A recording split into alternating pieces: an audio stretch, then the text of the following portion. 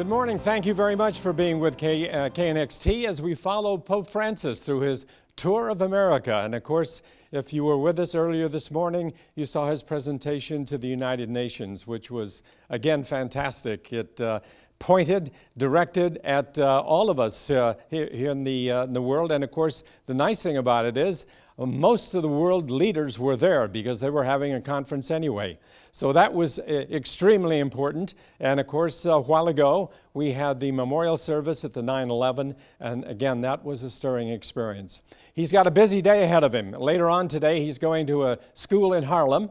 And then he will be conducting a mass at Madison Square Garden later in the day before he goes on to his extended tour into Philadelphia.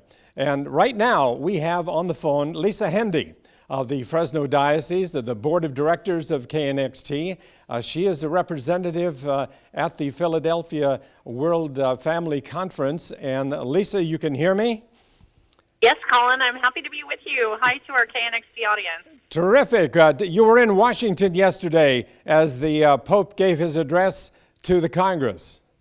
Absolutely. This has been such an amazing week. So I started here in Philadelphia at the beginning of the week, but took a quick train ride over to Washington, D.C.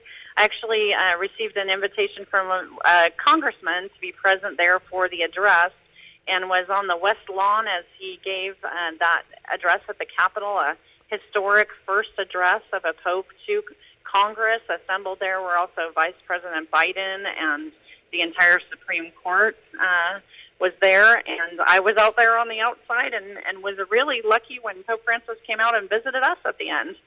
That must have been an exciting experience to be mingling with everybody on the lawn of the Capitol building. It was. You know, it definitely is not as comfortable as being at home watching it on KNXT. I'll tell you that for sure.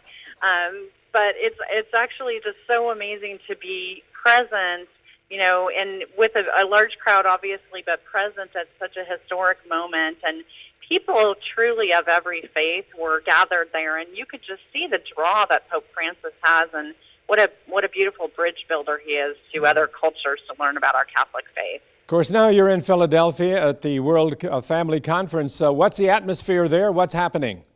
It is electric, Colin. There are representatives here from over 100 countries. The delegates have been gathered all week long to discuss marriage and family issues. We've got the opening mass. There are so many bishops and priests and cardinals here that it took half an hour for all of the clergy to process in at the opening mass. So it's been a week of worship and learning, and we're getting ready to wind down the learning component, and we're actually going into the weekend as Pope Francis will arrive here tomorrow morning into Philadelphia, and we'll have a weekend long full of activities, including the Francis Festival with musical guests and a special papal mass on Sunday. Are you being a presenter at the World Catholic Conference because you're as an author and the creator of Catholic Mom and your travels around the country and the world on behalf of the church? Are you going to be a presenter there? Actually, blessedly, for my nerves, I'm here as a pilgrim. So I'm here representing our diocese and for our readers in a media way to share this experience. I'm not presenting, and I'm actually, you know, I think I couldn't think about being more nervous than I would be if I were presenting here. But it's good to be here because the presenters are often, for example, I just was sitting in a presentation by Cardinal Sean O'Malley, partnered with Rick Warren of Saddleback Church. So these are, you know, not just excellent presenters, but, you know, noted and very important church figures as well that are presenting here. Great. Well, what's your next conference or what's your next meeting coming up in the next hour or two? So I've been doing a lot of media calls, Colin, like this one, but I'm going to spend some time with the American Bible Society actually after this. Our non-Catholic brothers and sisters are interested in Pope Francis's travels, so I've been interviewing with them on media. And then tomorrow we'll welcome Pope Francis. I'll be at Independence Hall when he speaks on religious liberty, and I'll also be in attendance tomorrow evening when he'll have his first address to the pilgrims here in Philadelphia.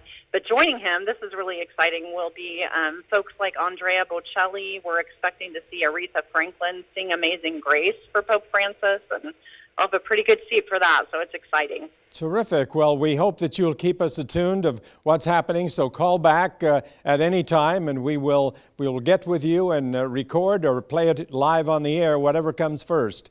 But thank you for giving us. For our viewers, please, we appreciate your support for KNXT. Great. Thank you so much. Take care of yourself. God Say bless. hello to the Pope for us.